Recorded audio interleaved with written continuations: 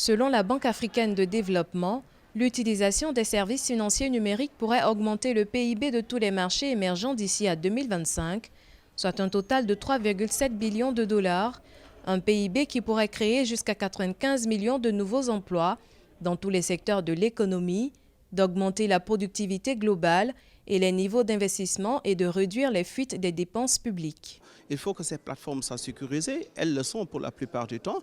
Il faut que ces plateformes soient autorisées, elles le sont dans certains pays. Il faut que ces plateformes soient efficaces, elles le sont également parfois.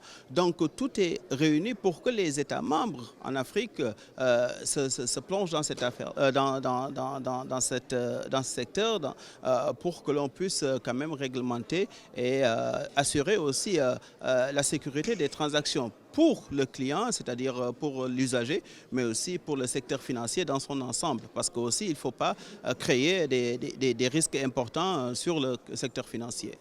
Selon les chiffres, le taux moyen de pénétration d'Internet en Afrique s'élevait à 43% en 2022, contre 42% l'année précédente.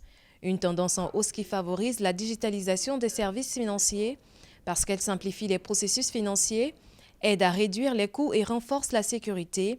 La digitalisation permet aux institutions financières d'offrir de nouveaux services aux consommateurs et réduit par ailleurs les risques.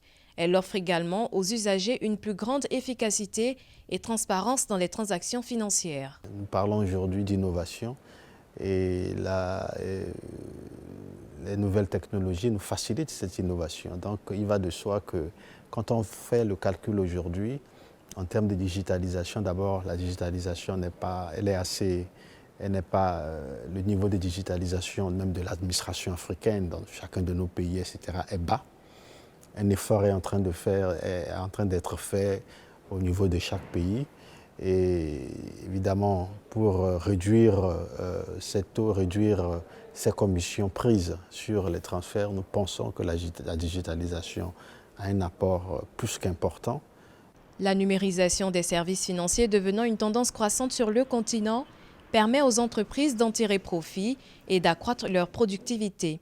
Cependant, selon de nombreuses personnalités africaines, des efforts restent à faire, notamment en matière de réduction du taux de transfert, qui s'élève à 8% pour l'Afrique, un taux qui, selon elle, irait à l'encontre des objectifs de développement durable de l'agenda 2063 de l'Union africaine.